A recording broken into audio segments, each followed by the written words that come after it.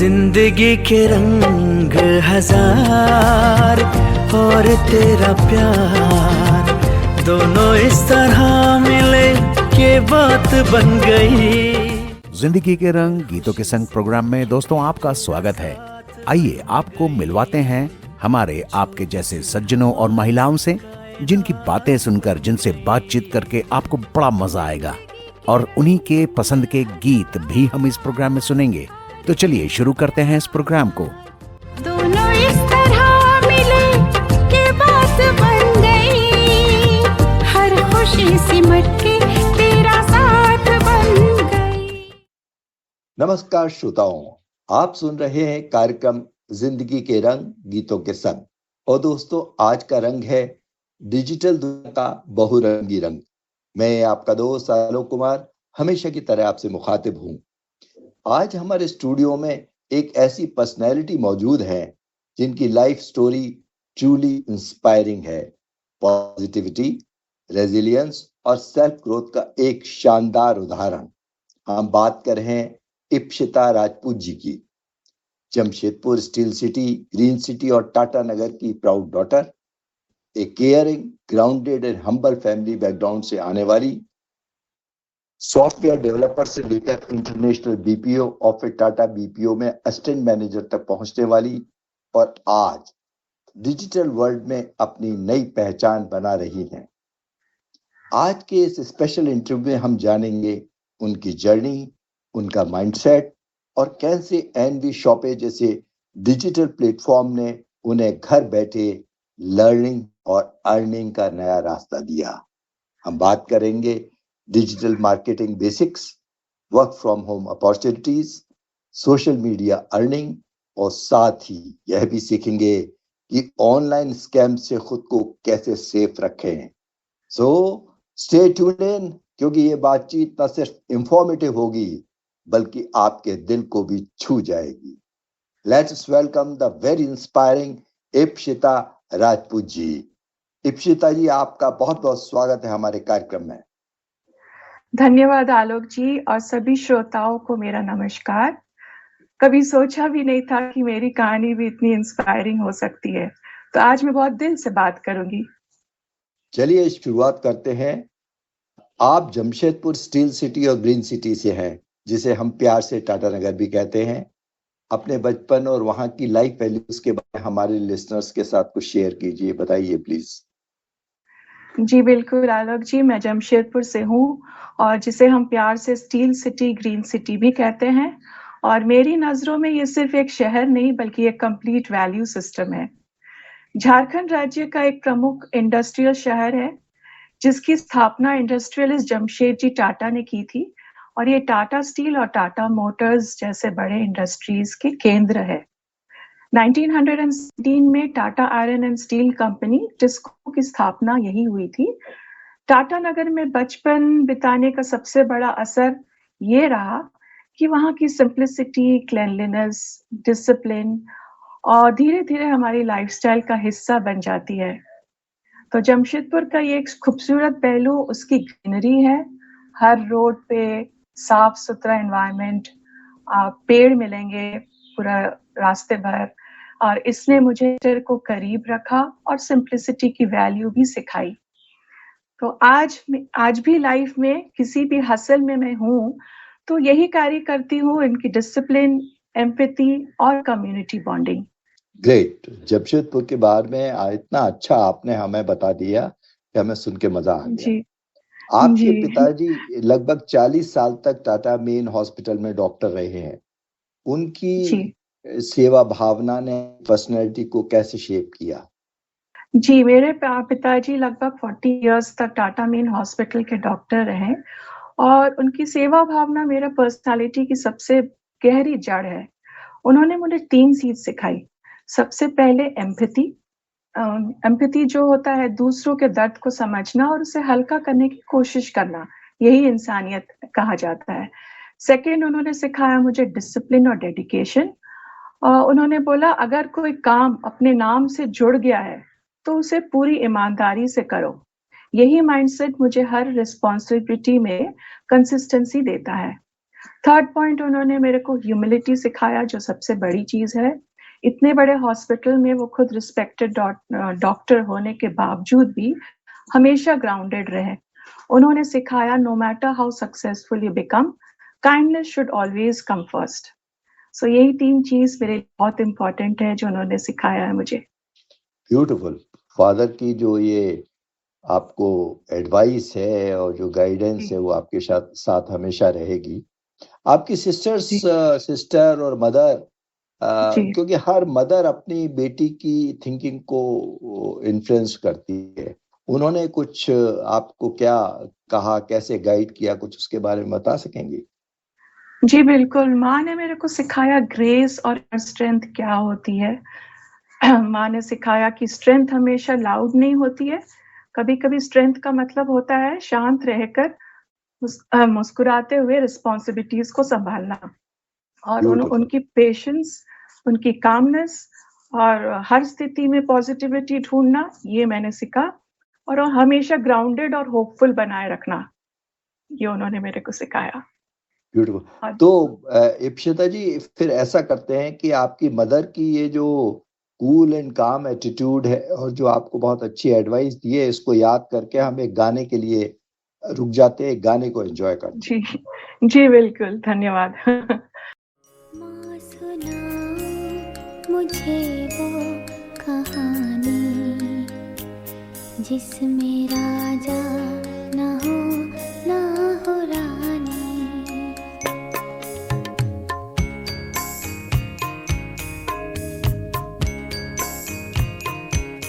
माँ सुनाओ मुझे वो कहानी जिसमें राजा ना हो रानी।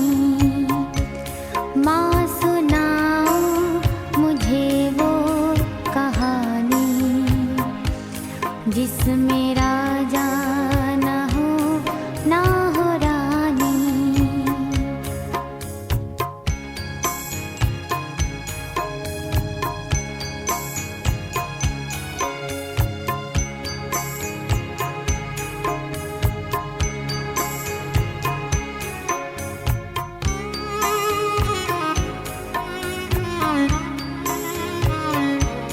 जो हमारी तुम्हारी कथा हो, जो सभी के हृदय की व्यथा हो। जो हमारी तुम्हारी कथा हो, जो सभी के हृदय की व्यथा हो। गंध जिसमें भरी हो धरा की, बात जिसमें न हो अप्सरा की।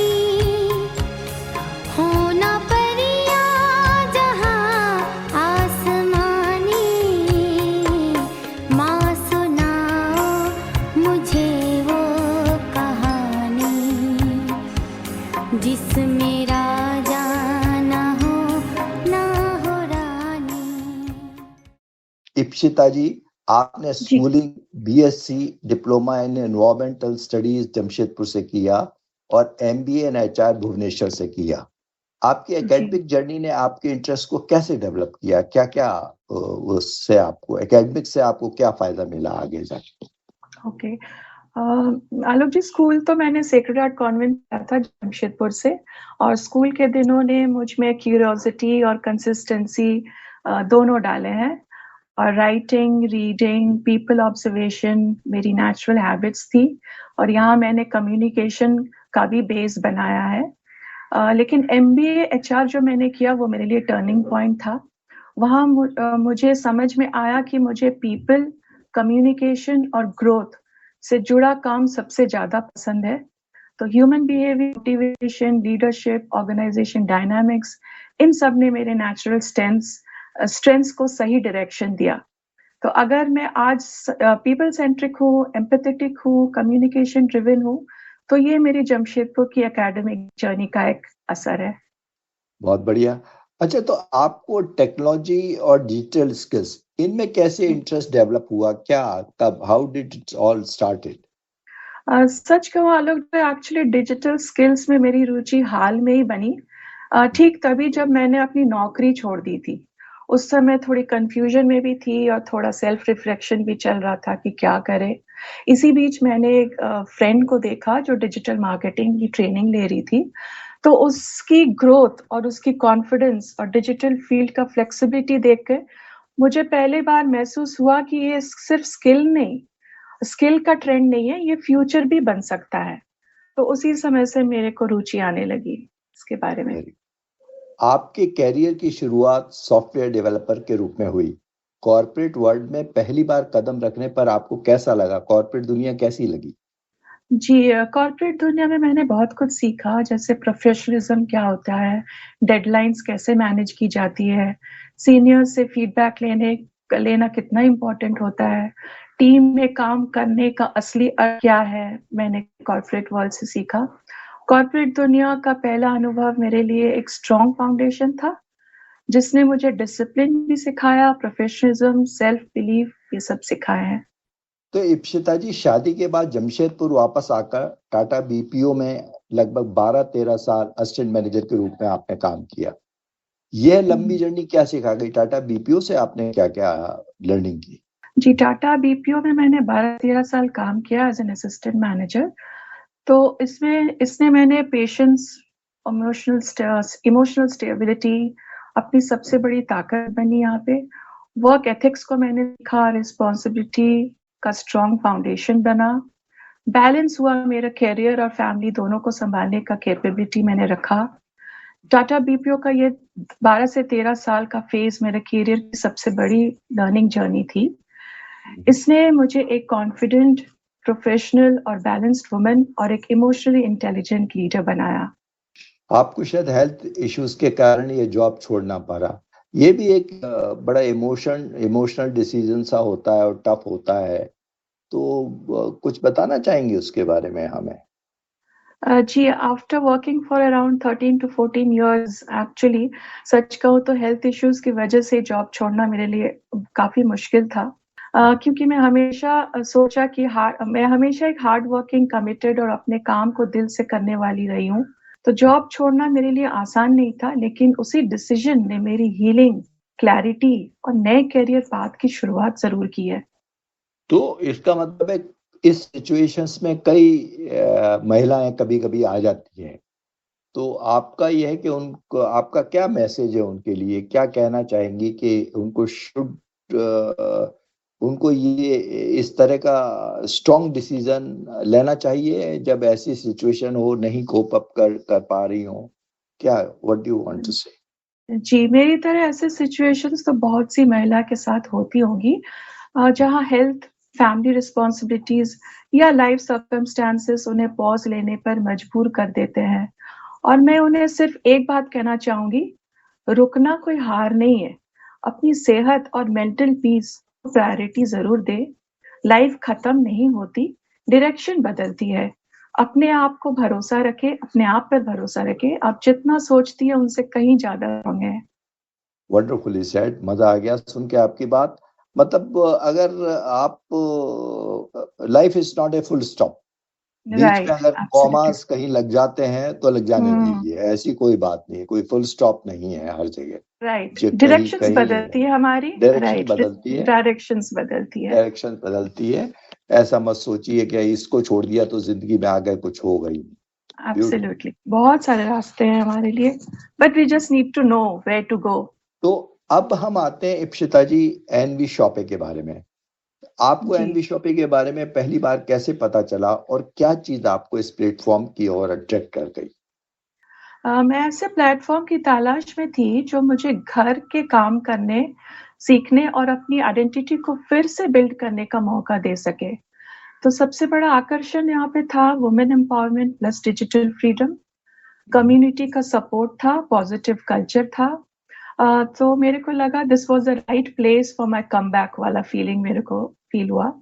तो एमवी शॉप ही मेरे लिए सिर्फ एक प्लेटफॉर्म नहीं, बल्कि एक नई शुरुआत की तरह लगा, जहां मुझे लर्निंग भी मिली अपॉर्चुनिटी और कॉन्फिडेंस तीनों एक साथ मिले। अब ये बताइए कि एनवी शॉपे का मिशन क्या है? आप इससे है कि 10 लाख फैमिलीज को डिजिटल स्किल्स और अर्निंग अपॉर्चुनिटीज देना। इस विजन का कौन सा हिस्सा आपको सबसे ज्यादा इंस्पायरिंग लगा? ये क्या विजन इसको ही लेके चल रहे हैं एनवी शॉपे वाले? जी, एनवी शॉपे का मिशन है 10 लाख फैमिली को डिजिटल स्किल्स और अर्निंग अपॉर्चुनिटीज देना।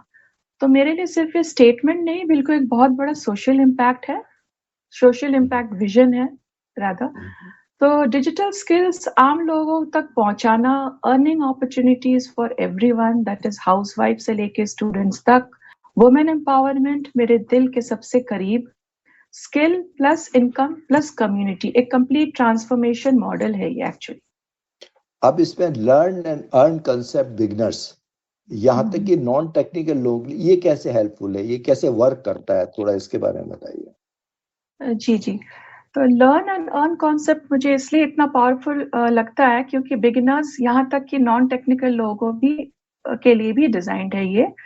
आज डिजिटल दुनिया में सबसे बड़ी चैलेंज ये है कि लोग कहाँ से शुरू करें, कहाँ सीखे और सीख के कमाएं कैसे, ये सब क्वेश्चंस रहते हैं उनके मन में। तो एनवी शॉपे इस गैप को पूरी तरह ब्रिज कर देता है। Step by step learning, zero से शुरू करने का मौका, लर्निंग के साथ अर्निंग का कॉन्फिडेंस भी मिलता है यहाँ पे, मोबाइल बेस्ड स्किल्स जो बिल्कुल सरल होते हैं, प्रैक्टिकल ट्रेनिंग देते हैं, सिर्फ थ्योरी नहीं, और सबसे बेस्ट पार्ट है सपोर्टिव कम्युनिटी मिलता है, हम एक साथ सीखते हैं, टाइमिंग फ्लेक्सिबिलिटी होती है, हाउसवाइफ, स्टूडेंट्स, जॉब सीकर सब सीख सकते हैं, टाइम का कोई पाबंदी नहीं है, तो एनीवन कैन डू दिस। तो सारा काम मोबाइल से ही चलता है ये? It's all done through mobile? Yes, for beginners mobile will do, but as you go on later on, आप धीरे धीरे जैसे वेबसाइट डिजाइनिंग वगैरह सीखना चाहते हैं तो लैपटॉप होने से it's better for you to learn, but beginners के लिए from beginning you can start through a mobile. ठीक है, अब आते हैं एनवी शॉपे के बारे में आगे। ये digital marketing, English speaking, business automation और 20-डे एंटरप्रेन्योरशिप प्रोग्राम देता है, ये शायद फ्री में देता है। इन ट्रेनिंग्स ने आपकी जर्नी को कैसे बदला? हाउ डिड इट, ये कैसे समझ में आया कि ये सब ऐसा हो जाएगा? इसके बारे में थोड़ा बताइए। जी जी आलोक जी, एनवी शॉपे का फ्री ट्रेनिंग्स मेरे लिए सिर्फ कोर्सेज नहीं थे, मेरे लिए वो एक बिगनिंग थी, और जॉब छोड़ने के बाद मैं एक्चुअली टूट चुकी थी, कॉन्फिडेंस भी कम हो गया था, लेकिन इन ट्रेनिंग्स ने मेरी थिंकिंग, मेरा कॉन्फिडेंस और मेरा पूरी डायरेक्शन बदल दी। 20 डेज एंटरप्रेन्योरशिप प्रोग्राम जो है मेरी मतलब पूरा सोच ही बदल दी है। इस प्रोग्राम ने मेरे अंदर एक एंटरप्रेन्योरशिप माइंडसेट को जगाया। मैंने पहली बार समझा कि बिजनेस सिर्फ पैसों का खेल नहीं है। एक्चुअली बिजनेस लोग सोचते हैं सिर्फ पैसे इन्वेस्ट करना पड़ता है, बट ये this is something different. Mindset, planning and execution का गेम है। इसने मुझे क्लैरिटी भी दी, मुझे फ्यूचर को क्या बनना है ये भी मेरे को दिया, और अपनी डिजिटल आइडेंटिटी कैसे बिल्ड करनी है। इस platform didn't just teach me skills, it rebuilt me as a person actually. तो इप्सिता जी, अब हम डिजिटल मार्केटिंग की तरफ आते, थोड़ा सा डायरेक्शन चेंज करते हैं। अब आम भाषा में हम समझाइए लेमैन के हिसाब से कि डिजिटल मार्केटिंग होती क्या है? पहली बात तो ये है। जी, डिजिटल मार्केटिंग का मतलब बिल्कुल सरल भाषा में मोबाइल, इंटरनेट और सोशल मीडिया के मदद से अपने प्रोडक्ट्स या सर्विसेज के बारे में लोगों को बताना। ओके, और पहले जो लोग थे वो हमारा डिजिटल मार्केटिंग कैसे, डिजिटल नहीं थे, वो मार्केटिंग कैसे थे, अखबार से, पोस्टर से, टीवी, रेडियो मार्केटिंग करते थे। और अब लोग वही काम Facebook, Instagram, YouTube, Google, WhatsApp जैसे जगहों से करते हैं। तो डिजिटल मार्केटिंग में क्या क्या आता है, सिंपल उदाहरण में देना चाहती हूँ। फॉर एग्जांपल, सोशल मीडिया पर पोस्ट डालकर लोगों तक पहुंचाना, यूट्यूब पर वीडियो बना के जानकारी दे सकते हैं, गूगल पे अपना बिजनेस को दिखाना, व्हाट्सएप से कैटलॉग भेज के सेल करना, ऑनलाइन एड्स चलाकर ज्यादा से लोग को पहुंचाना। तो एक लाइन में हम बता सकते हैं कि फोन और इंटरनेट का इस्तेमाल करके अपने बिजनेस काम को लोगों तक पहुंचाना को डिजिटल मार्केटिंग हम कह सकते हैं। हाँ, आजकल व्हाट्सएप पे बहुत सारे ऐसे मार्केटिंग कैंपेन्स आ जाती है हमारे पास में, जिनको हम जानते भी नहीं, उनके मैसेज आ जाते हैं। राइट जी राइट। जी या ये ट्रेडिशनल मार्केटिंग जैसे न्यूज़पेपर एड्स, पैम्फलेट्स, होर्डिंग्स, इससे किस तरह से अलग है? हर तरह से ही अलग है, कुछ बताएंगे इसके बारे में, क्या है? जी, ट्रेडिशनल मार्केटिंग और डिजिटल मार्केटिंग में फर्क है, काफी फर्क है। फर्स्ट पॉइंट हम देखते हैं कि ये दिखाया कहाँ जाता है। तो ट्रेडिशनल मार्केटिंग हमें न्यूज़पेपर्स जैसे होर्डिंग्स, पैम्फलेट्स हो गई, टीवी, रेडियो, ऐसे जगहों जहां सबको दिखे लेकिन पता नहीं किसे जरूरत है, वो हमें हर सभी को दिखाते हैं। और ये पॉइंट को अगर लेके जाए हम डिजिटल मार्केटिंग में, हम फेसबुक में दिखाते हैं, इंस्टा में दिखाते हैं, गूगल, यूट्यूब, व्हाट्सएप, यानी लोगों के मोबाइल पे हम दिखाते हैं। राइट, ये फर्स्ट पॉइंट हो गई। सेकेंड पॉइंट हम डिस्कस कर सकते हैं किसको दिखाया जाता है। तो ट्रेडिशनल मार्केटिंग सबको दिखाया जाता है, चाहे उसकी जरूरत हो या ना हो। राइट, एग्जाम्पल, सड़क पे बड़ा सा होर्डिंग सबको दिखेगा। सेम टाइम में if we see digital marketing, आप उन लोगों को दिखा सकते हैं जिन्हें सच में जरूरत है। फॉर एग्जाम्पल, अगर किसी को स्किन केयर की रुचि है तो वो स्किन केयर एड्स ही देखेंगे। राइट, तो थर्ड पॉइंट हम कॉस्ट पे डिस्कस कर सकते हैं, खर्चा। डिजिटल मार्केटिंग काफी महंगा है, जैसे होर्डिंग्स हो गई, टीवी, न्यूज़पेपर्स कॉस्टली होते हैं। और उसी समय हम लोग डिजिटल का अगर बात करें, काफी सस्ता होता है, 100-200 में एड चला सकते हैं। फोर्थ पॉइंट हम डिस्कस करते हैं इसका रिजल्ट मानना आसान नहीं है। ट्रेडिशन में पता ही नहीं चलता है कि कितने लोग देखे, कितनों ने पसंद किया। वेरएज हम डिजिटल मार्केटिंग में अभी हम सब कुछ एग्जैक्टली देख सकते हैं, कितने लोगों ने देखा, कितना ने क्लिक किया, किसने इंटरेस्ट शो किया, किसने खरीदा। So everything comes in detail. Next, if you see communication, traditional marketing is one way, हम बस दिखा सकते हैं लेकिन हम उसको समझ नहीं पाते कि किसको पसंद है। So digital marketing in the same way is two ways. Okay, तो लोग कमेंट भी करते हैं, मैसेज कर सकते हैं, तुरंत पूछ भी सकते हैं। After that we can see the speed. Traditional में एक बार हम एड छप जाता है तो उसे बदलना काफी मुश्किल होता है, वेरएज इन डिजिटल मार्केटिंग एक क्लिक पोस्ट बदल सकते हैं। ठीक है, एड हम स्टॉप भी कर सकते हैं, सब तुरंत से हो जाता है। So these are the difference that you can see in digital as well as traditional marketing. Beautifully explained. अब मेरी समझ में आया, इसकी टारगेट ऑडियंस या टारगेट कस्टमर्स को आप टारगेट कर सकते हैं, एक पर्टिकुलर ग्रुप को। जबकि होर्डिंग लगा दिया, न्यूज़पेपर में ऐड चला दिया, वो कौन देख रहा है कौन नहीं देख रहा है उसका हमें नहीं पता लगता। राइट, हम गॉज भी नहीं कर सकते कि किस उसका इफेक्ट क्या हुआ, कितनों को पसंद आया। ठीक है, तो बस एक दिखाने का वो हो गया। बट यहाँ पे हम सब कुछ मेजर कर सकते हैं, कितने क्लिक्स आए, इतने लोग को पसंद आया, इतना, मतलब एवरीथिंग यू कैन जज। अच्छा, ये सारी चीज मॉनिटर होती है, एनालिटिक्स वगैरह सब पता रहते हैं आपको, कौन देख रहा है कौन। ओके, तभी ये जब अगर एक बार किसी चीज को लाइक कर दो तो फिर वही चीज बार बार फेसबुक पे या इंस्टा पे आती रहती है हमारे पास। एब्सोल्युटली, वो एल्गोरिथम बन जाती है, आपको वही चीज दिखाया जाएगा जो आपको पसंद आती है। राइट, वाह, ये अब समझ में आई बात, बहुत बढ़िया जी। तो आज के समय में डिजिटल मार्केटिंग हर व्यक्ति के लिए क्यों जरूरी हो गया है, चाहे स्टूडेंट हो, हाउसवाइफ हो, स्मॉल बिजनेस ओनर हो, अब सबके लिए जरूरी हो गया, ऐसा लग रहा है मुझे तो। What you say? जी बिल्कुल, क्योंकि आज सब कुछ मोबाइल पे है, लोग भी मोबाइल पे है, मार्केट भी मोबाइल पे है। Right, second point we can discuss, like क्योंकि ये स्किल किसी भी फील्ड में काम आती है। जैसे आज डिजिटल मार्केटिंग सिर्फ मार्केटर्स का काम नहीं है, हर स्किल, हर प्रोफेशन में जरूरत होती है। एग्जाम्पल, स्टूडेंट्स हो गए, हाउसवाइफ्स हो गए, स्टूडेंट्स के लिए जॉब्स, इंटर्नशिप, फ्रीलांसिंग। हाउसवाइफ्स घर बैठे income, reselling, content creation, home business कर सकते हैं। स्मॉल बिजनेस ओनर्स अपना प्रोडक्ट सर्विसेज ऑनलाइन कर सकते हैं। टीचर्स, कोचेस, ये सब अपना ऑनलाइन भी अपना टीचिंग कर सकते हैं। जॉब सीकर्स हो गए, अपना रिज्यूमे लिंक्डइन में कम्युनिकेशन के लिए काफी अच्छा है। तीसरा पॉइंट हम बता सकते हैं, डिजिटल प्रेजेंस रखना अब लग्जरी नहीं, आवश्यकता एक्चुअली हो गई है। कम खर्च में बड़े ऑडियंस हमें मिल जाता है। इनकम के लिए नए रास्ते खुल गए हैं, जैसे डिजिटल मार्केटिंग डायरेक्ट इनकम से जुड़ती है, फ्रीलांसिंग कर सकते हैं, affiliate marketing, digital coaching, social media management, बहुत सारा ऐसे हम इनकम कर सकते हैं घर बैठे। और बदलते समय के साथ कैरियर्स भी बदलना जरूरी होता है। अभी जैसे एआई ऑटोमेशन और टेक्नोलॉजी ट्रेडिशनल जॉब्स को रिप्लेस कर रहे हैं, लेकिन डिजिटल स्किल्स, खास करके डिजिटल मार्केटिंग, हर साल बढ़ती ही जा रही है। इसलिए डिजिटल स्किल सीखना अब फ्यूचर सिक्योरिटी बन चुका है। तो हम एक लाइन में बोल सकते हैं, डिजिटल मार्केटिंग आज सर्वाइवल स्किल बन चुकी है। चाहे इनकम चाहिए, ग्रोथ चाहिए, आइडेंटिटी चाहिए, सब कुछ डिजिटल में ही पॉसिबल हो गया अभी।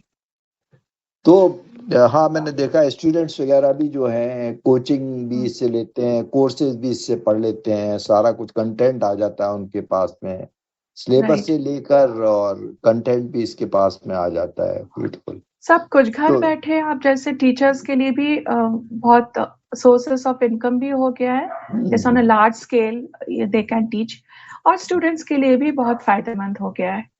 So you don't हाँ have to हाँ go out, time consuming भी नहीं है, so everything is very in a relaxed way nowadays, हाँ, बहुत वो सारे आसान ना हो गया है।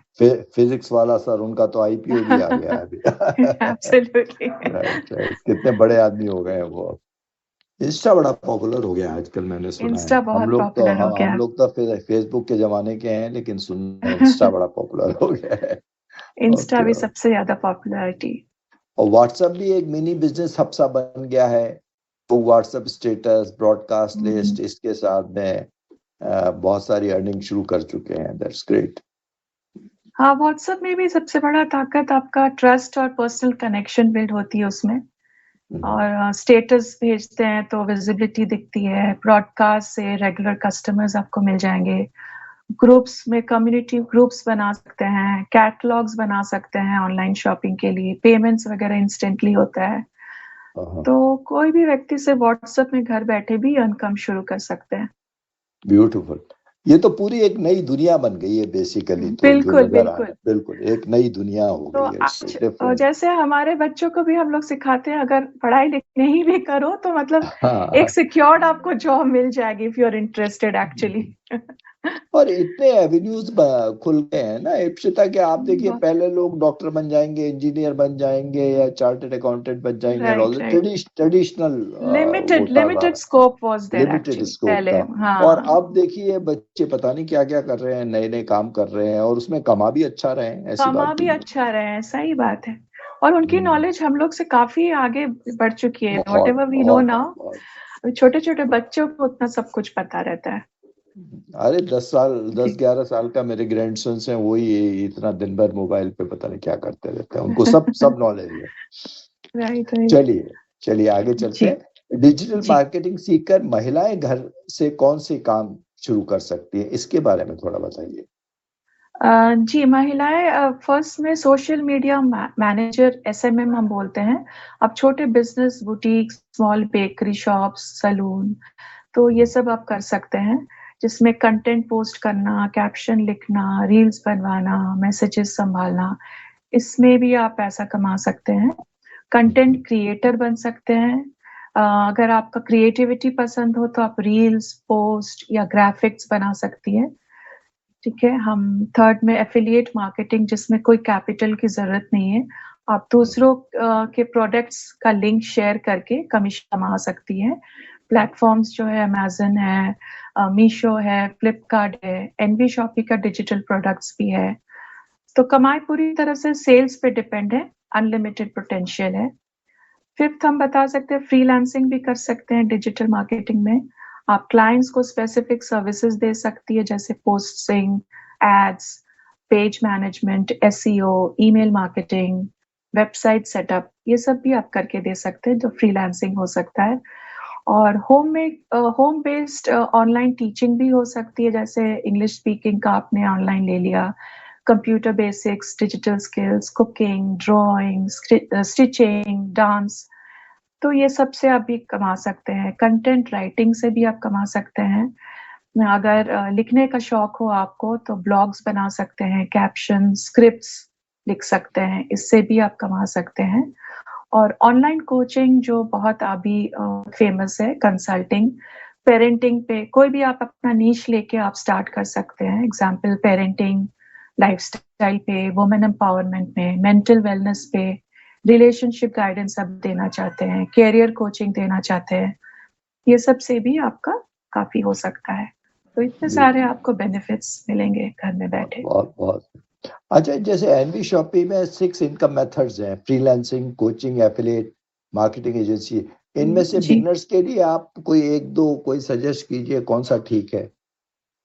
बिगिनर्स के लिए मैं बोल सकती हूँ एफिलिएट मार्केटिंग, जिसमें जीरो इन्वेस्टमेंट है, ये अच्छा हो सकता है। एफिलिएट मार्केटिंग बिगिनर्स के लिए परफेक्ट क्योंकि है, इसलिए है क्योंकि प्रोडक्ट बनाने का जरूरत नहीं है। आप जिस प्रोडक्ट या डिजिटल कोर्स से आप यूज करते हैं, पसंद करते हैं, उसे रेकमेंड करना होता है। जब कोई आपका उसी लिंक को खरीदे या उसी से आपको अर्निंग मिलती है, तो बिगिनर्स के लिए काफी अच्छा है। जीरो कॉस्ट है, जीरो एक्सपीरियंस है, बस व्हाट्सएप, इंस्टाग्राम या फेसबुक से आप शुरू कर सकते हैं और इसमें कोई ट्रेनिंग की भी जरूरत नहीं है। सेकेंड, हम फ्रीलांसिंग भी बोल सकते हैं, स्मॉल स्मॉल सर्विसेज जो कल और हाई डिमांड में है। फ्रीलांसिंग इसलिए आसान है क्योंकि आप छोटे छोटे डिजिटल टास्क करके इनकम शुरू कर सकते हैं, जैसे कि सोशल मीडिया में कोई पोस्ट डाल दिया, आपने कैप्शन राइटिंग कर दिया, कैनवा डिजाइनिंग कर लिया, बेसिक रील्स एडिटिंग कर लिया। तो ये सब से भी आप ये दोनों में आप काफी अच्छा घर बैठे कर सकते हैं। चलिए, तो फिर यहाँ एक गाने के लिए रुक जाते हैं, हम एक गाने का जी। मजा लेते हैं। जी बिल्कुल। मैं हूँ डॉन, मैं हूँ डॉन, मैं हूँ डॉन।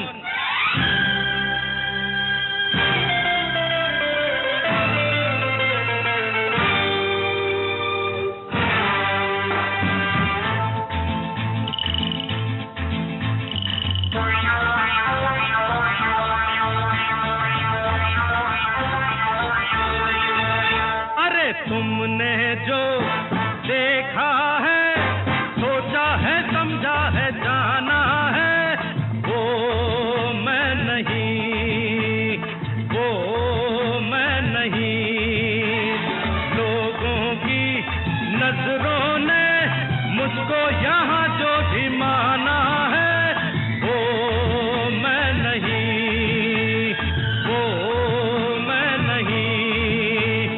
आवारा बादल को, सौदाई पागल को दुनिया में समझा है कौन? अरे दीवानो, मुझे पहचानो, जरा पहचानो, मैं हूँ डॉन। इप्सिता जी, अब आते हैं हम थोड़े से ये जो आजकल बहुत डिजिटल मार्केटिंग का एक तरह से एक्सप्लोजन हो गया है, तो इसकी वजह से स्कैम्स और कुछ ये सब भी होने लग गए हैं। तो ऑनलाइन अर्निंग प्लेटफॉर्म में कई स्कैम्स भी होते हैं। स्कैम्स पहचानने के लिए सबसे बड़े कोई साइंस आप बता सकती हैं? कोई खास ऐसे सिम्टम्स होते हैं जिनसे हम पहचाने कि ये स्कैम हो रहा है, ये ऐसा कुछ है, कुछ उसके बारे में बताएंगे? जी, आजकल ऑनलाइन स्कैम्स भी काफी होते हैं, लेकिन अगर कोई प्लेटफॉर्म पहले पैसे मांगे या गारंटीड इनकम दे या अपनी आइडेंटिटी क्लियर ना करे, तो समझिए वो स्कैम है। क्योंकि जेन्युइन अपॉर्चुनिटीज हमेशा स्किल सिखाती है, प्रेशर नहीं डालती है। अब जेन्युइन प्लेटफॉर्म्स को कैसे पहचाने? जैसे एनवी शॉपी के document, GST, ISO, legal credentials, इनका क्या इम्पोर्टेंस है, क्या महत्व है इनका? जी, जेन्युइन प्लेटफॉर्म्स को पहचानना बेहद जरूरी है, खासकर आज के डिजिटल वर्ल्ड स्कैम्स बढ़े हुए हैं। तो एनवी शॉपी जैसे ऑथेंटिक प्लेटफॉर्म का क्रेडिबिलिटी समझने के लिए कुछ क्लियर सॉलिड इंडिकेटर्स होते हैं, जैसे कि जीएसटी, आईएसओ, लीगल डॉक्यूमेंट्स। तो जेन्युइन प्लेटफॉर्म वो होता है जो अपनी पहचान छुपाता नहीं है, बल्कि जीएसटी, आईएसओ रजिस्ट्रेशन और पूरा लीगल डॉक्यूमेंटेशन प्राउडली वो दिखाते हैं। तो ट्रांसपेरेंसी, रियल ट्रेनिंग और अकाउंटेबल सिस्टम, यही वो चीज है जो एनवी शॉपी जैसे ऑथेंटिक प्लेटफॉर्म्स को बाकी से अलग बनाती है। तो काफी ट्रांसपेरेंट होना चाहिए सिस्टम। तो अब ये बताइए कि जैसे इस तरह के अर्निंग प्लेटफॉर्म्स हैं, उनको ज्वाइन करने से पहले कौन से ऐसे 3 क्वेश्चंस हैं जो एक आम महिला या आम आदमी उसको पूछने चाहिए इस तरह के प्लेटफॉर्म से बात पूछे वो? कोई सजेस्ट करेंगे ऐसे कुछ? जी, ऑनलाइन अर्निंग एक अपॉर्चुनिटी है, लेकिन अवेयरनेस के बिना रिस्क भी है। ठीक है, तो अगर आप लर्निंग, वेरिफिकेशन और पेशेंस के साथ चलते हैं तो ऑनलाइन अर्निंग्स 100% सुरक्षित और सक्सेसफुल हो सकती है। किसी भी प्लेटफॉर्म को पहले वेरीफाई करें, मेरे हिसाब से टर्म्स एंड कंडीशंस और रिफंड पॉलिसी जरूर पढ़ें। गुड जी जी। अब इप्सिता थोड़ा सा आपकी अपनी जिंदगी की तरफ आते हैं। आपका life motto do others as you would want them to do unto you. आपकी लाइफ में कैसे काम आता है ये जो क्रिश्चियनिटी का सरमन है, ये कैसे आपकी लाइफ में कैसे चलता है? How do you feel? कैसे बताएं? जी, ये मुझे दूसरों का फीलिंग समझना सिखाता है। जैसे टीम के साथ ट्रस्ट बिल्ड होना बहुत जरूरी है। फेयरनेस और इंटीग्रिटी अपने आप लाइफ में आ जाता है और लाइफ में पॉजिटिविटी मल्टीप्लाई होती है। तो ये feeling I always find that do to others, जो आप अपने को चाहते हो दूसरे आपसे बिहेव करे, वैसे ही आप दूसरों से करो। So it will keep you grounded. Actually you will understand others, आप दूसरे का फीलिंग्स को समझ सकते हो। Very good. तो आपकी फेवरेट बुक है the magic of thinking big. इसने आपको कैसे, और इसका ऑथर कौन है, थोड़ा सा बताएं हमें। जी, the magic of thinking big, ये बुक मुझे बहुत पसंद है। मुझे ये सिखाया कि लाइफ उतनी ही बड़ी होती है जितनी बड़ी आपकी सोच होती है। तो जब आप अपने आप पर विश्वास करते हैं और बोल्ड सोचते हैं तो पॉसिबिलिटीज आपके लिए खुद रास्ता बनाने लगती है। मतलब आप अगर किसी चीज को, वो डायलॉग है ना, शिद्दत से चाहो तो पूरी दुनिया आपको रास्ता दुनिया मिल जाती है। जी जी जी। इसका राइटर है डेविड स्क्वाड्स। ओके। तो ये सब इस तरह की नॉन फिक्शन बुक्स ही लिखते हैं डेविड स्कॉट? या मोस्टली काफी लाइफ से रिलेटेड है इनके बुक्स। अच्छा। तो काफी इंटरेस्टिंग होती है। और कोई फिक्शन वगैरह भी पढ़ती हैं आप? कोई और कौन सी बुक्स पढ़ती हैं आप? वैसे actually I like anything which is informative. जब भी मुझे टाइम मिला I just take a book and I start reading. ऐसे कोई फिक्स नहीं है मेरे लिए। जी चलो, very good. Cooking, music, reading, elderly care, gardening, इन हॉबीज से आपको कैसे पॉजिटिविटी, मजा आता है इनमें काम करने में? अच्छा लगता है आपको ये सब करने में? एल्डरली केयर के बारे में बताइए। एल्डरली केयर में क्या करती हैं आप? किस तरह से आप ध्यान रखती हैं किसी एल्डर पर्सन का? Elderly care, for example, I lost my father very recently, 2-3 months back. तो उन्होंने 1-1.5 साल तक काफी उन्होंने फिजिकल हेल्थ का प्रॉब्लम था, ब्रेन हैमरेज हो गया था। खुद डॉक्टर होने के बावजूद, जैसे फॉर एग्जाम्पल, वो भी सोचने लगे कि क्या हो गया मुझे। However, I took good care of him. और वो जो अंदर से जो सुकून मिलता है ना, taking care of elders and that satisfaction, that gives you immense pleasure. So, it builds the inner balance inside me, and that keeps me positive and grounded all the time. नहीं, ये बात तो सही है। आपके फादर को, अच्छा, you have lost him recently. Yes, recently I've lost. The month of July I lost him. Really sorry. अब ये तो बहुत ही अफसोसनाक है। और इस तरह से दोबारा पीसेस को पिकअप करना और फिर लाइफ को स्टार्ट करना, इतने बड़े लॉस, ये बहुत दिक्कत। I can understand. वेरी। तो यहाँ एक आपके फादर की याद में एक अच्छा सा गाना सुनते हैं हम, उनको याद। जी बिल्कुल। Thank you so much.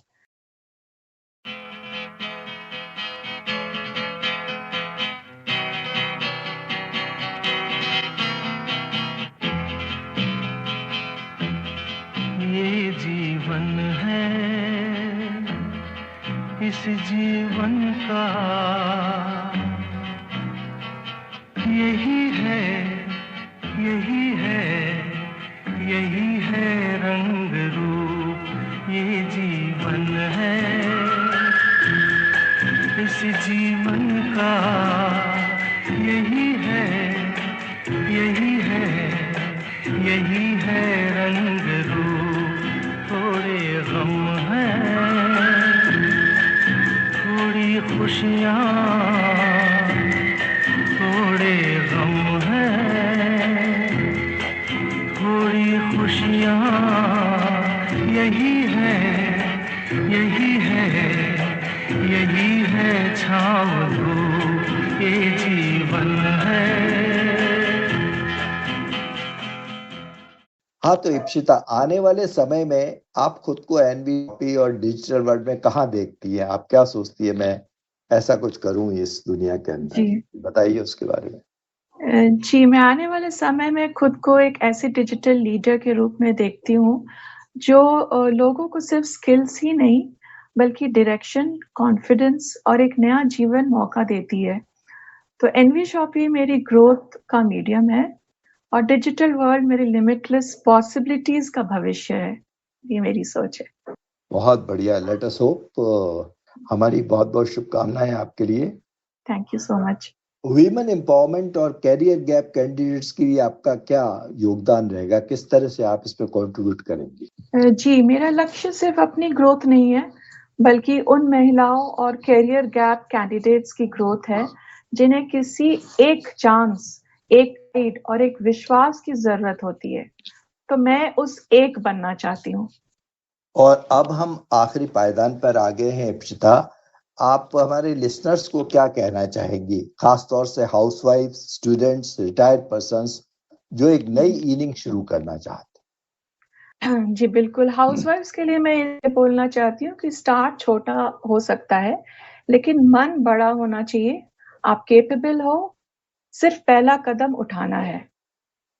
और स्टूडेंट्स के लिए मैं बोलना चाहती हूँ, डरिए मत, एक्सप्लोरिंग शुरू कीजिए, गलतियां होंगी, यही आपकी सीख बनेगी। और रिटायर्ड पीपल के लिए मैं ये बोलना चाहती हूँ कि रिटायरमेंट का मतलब रुक जाना नहीं। आपके पास एक्सपीरियंस है, मैच्योरिटी है, टाइम है, तीनों है। तो ओवरऑल आप जहां हैं, जैसे हैं, वहीं से शुरुआत कीजिए। परफेक्ट मोमेंट कभी नहीं आता, लेकिन पहला कदम हमेशा जिंदगी बदल देता है। ब्यूटीफुल। ये बात बहुत बढ़िया लगी कि आप ये मत सोचिए कि बहुत वेल प्लान्ड होके फैनफेयर के साथ किसी चीज को शुरुआत की जाए। जहां है, जैसे है, वहां से शुरुआत कर दीजिए और धीरे धीरे वन स्टेप एट लेते जाइए और आगे बढ़ते जाइए। ये मत सोचिए कि आप एकदम पॉपुलर हो जाएंगे दुनिया। बहुत बढ़िया। सबकी शुरुआत एक स्टेप से होता है, हर एक की शुरुआत एक स्टेप से होता है। Then you grow slowly. तो दोस्तों, आज की हमारी बातचीत यही समाप्त होती है। इप्सिता ने हमें सिखाया कि किसी भी उम्र में, किसी भी स्टेज पर नई शुरुआत ऑलवेज पॉसिबल है। डिजिटल स्किल्स सीखकर हर व्यक्ति घर बैठे भी अपना कैरियर और कॉन्फिडेंस वापस पा सकता है। और सबसे जरूरी, positivity, kindness, live and let live की फिलॉसफी आपको हर मुश्किल से निकाल देती है। हमने एनवी शॉपी के लर्न एंड अर्न मॉडल के बारे में भी जाना और आज हजारों महिलाओं, स्टूडेंट्स और कैरियर गैप कैंडिडेट्स को एम्पावर कर रहा है। इप्सिता जी, आपकी कहानी और आपके विचारों ने आज कई लिसनर्स को और मोटिवेशन दिया है। Thank you so much for joining us on this show. Thank you so much Alok ji, दिल से शुक्रिया। नई शुरुआत करने वालों के लिए मेरी शुभकामनाएं। Thank you so much. और हमारे listeners, thank you for tuning in.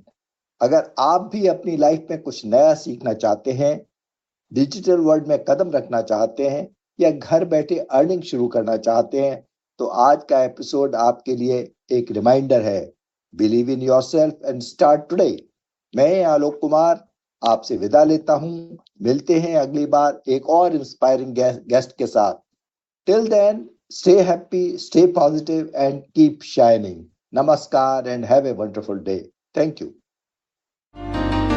जिंदगी के रंग हजार। दोस्तों, जिंदगी के रंग गीतों के संग के आज के इस प्रोग्राम में बस इतना ही।